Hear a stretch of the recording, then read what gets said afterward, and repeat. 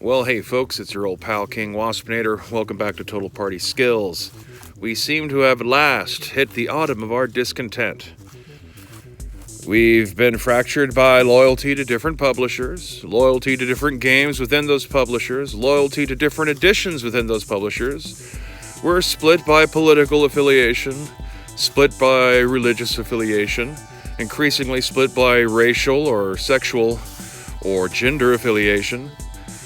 Now, we're split on a variety of various subjects, split about how far you want to take mentioning rules of consent, split by your takes on various political and international crises around the world. We're split in so many different ways that I feel we're pretty close to reaching full atomization, where everything will just kind of collapse back down into everyone's just an individual, because factions can't hold together under these sorts of circumstances.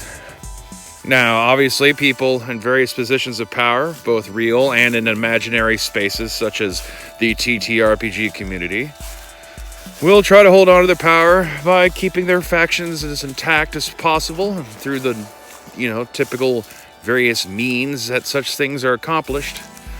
But it's all too late. The damage has been done. And perhaps that's a good thing. In fact, scratch that. It is a good thing. And now, because of various world's events, the heat has been turned up on all of this. We've all been given a precedent where it's okay to over-retaliate in return for being attacked. And if these guys are allowed to do it, why not the rest of us? Sort of thing. Which is not good.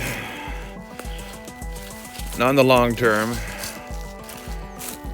Some people might have a few moments of glory because they're feeling like they're standing up for themselves finally, and that's all well and good, but everyone's still doing it by wrapping themselves in the flag of someone else's cause instead of just considering their own interests. Enlightened self-interest. Certainly not a way to run the world, because, not everyone's going to be able to be capable of being enlightened, and what does one even mean by all that? But somehow we're going to have to learn to navigate in a world where increasingly people are factions of one and yet continue to be categorized in large sweeping categories that don't necessarily reflect the truth and honesty of their positions. And there will always be incentive to want to try to join the side of those who seem to have your back, up until the point where they pull the knives on you themselves. I don't know. Earlier this year, I'd made a video saying D&D will divide us, and I've been curious to go back and review it again, so I guess we'll check that out right now. Well, hey folks, it's your old pal King Waspinator. Welcome back to Total Party Skills. I've made a few comments in some recent videos along the lines of hopefully now that this is all said and done with this controversy over the Open Games license, that and as people start to peel away from D&D and start looking into other games, just to at the bare minimum take a break from it, that we need to try to make sure we don't start to split up into little camps that all start nitpicking each other to death over this. However,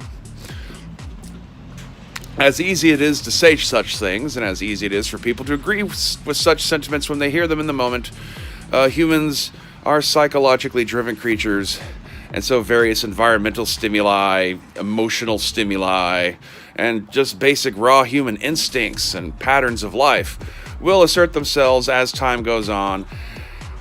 And I do sense that there is a rather sizable split in the making. It's already starting to come apart, I feel, and that's part of why I make these little statements of hey guys, remember, let's not fall off the cliff. Thing is the people who are listening to me are less likely to be the ones that fall off the cliff. I do not feel that the problem is going to be from the people who are stripping away from Dungeons & Dragons to go play other games. And that they're not likely to start getting way too factionalized over these individual smaller brand games on the periphery of D&D. I think the problem is the people who are sticking with D&D moving forward. You can just kind of tell just from the general mood by seeing people's YouTube channels or the kinds of comments people are leaving online for people who are sticking, to move forward with Open D&D and with WotC, that they're a wee bit self-conscious about what's going on. And there's a thing where humans don't like to think of themselves as being in the wrong. And so they will start to rationalize things that are going on around them to make it that the people who are against them are the ones in the wrong.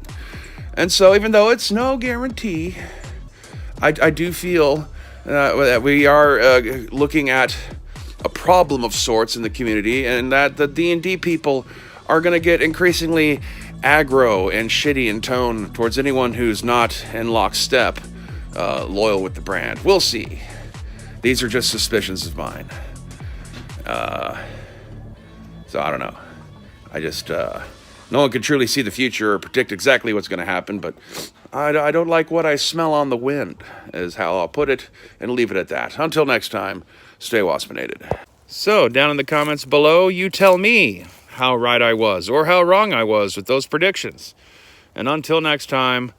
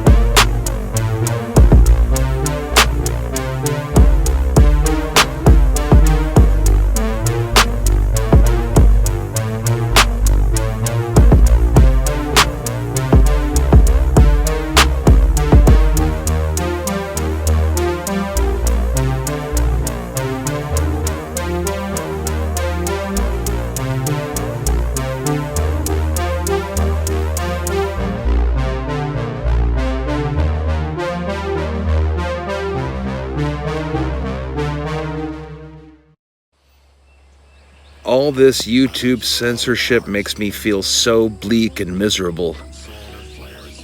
Deep down, I know this is really Kathleen Kennedy's fault. My opinions on Star Wars are so radical that YouTube can't handle it.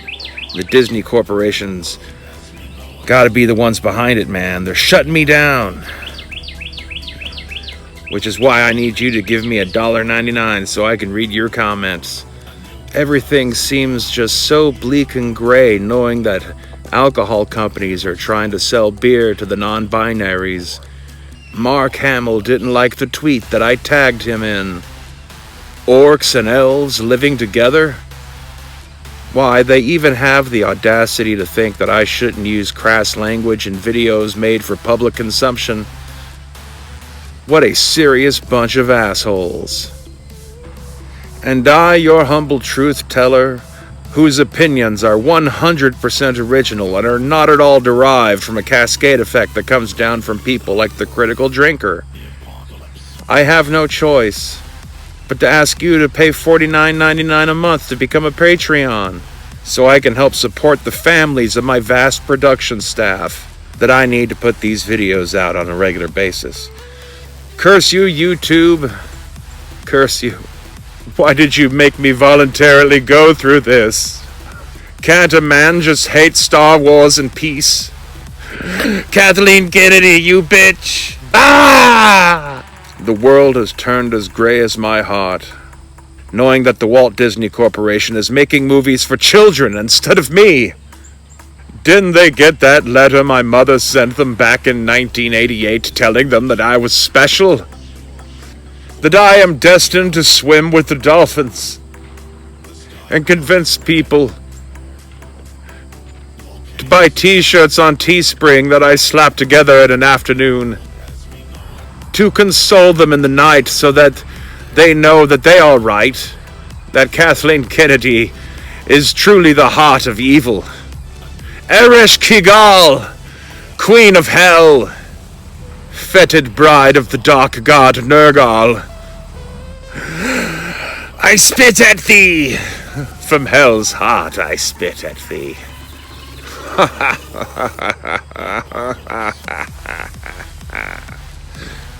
When will my people's suffering come to an end?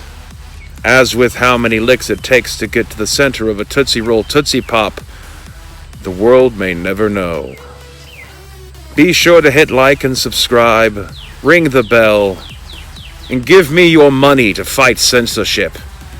Stick it to the system, for I am the light and the way.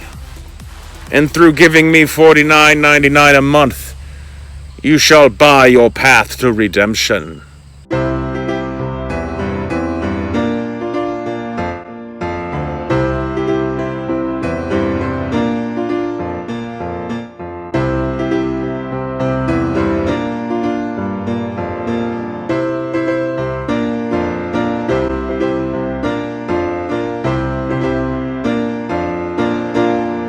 First of all, what went through my mind is how stupid am I to actually volunteer for this?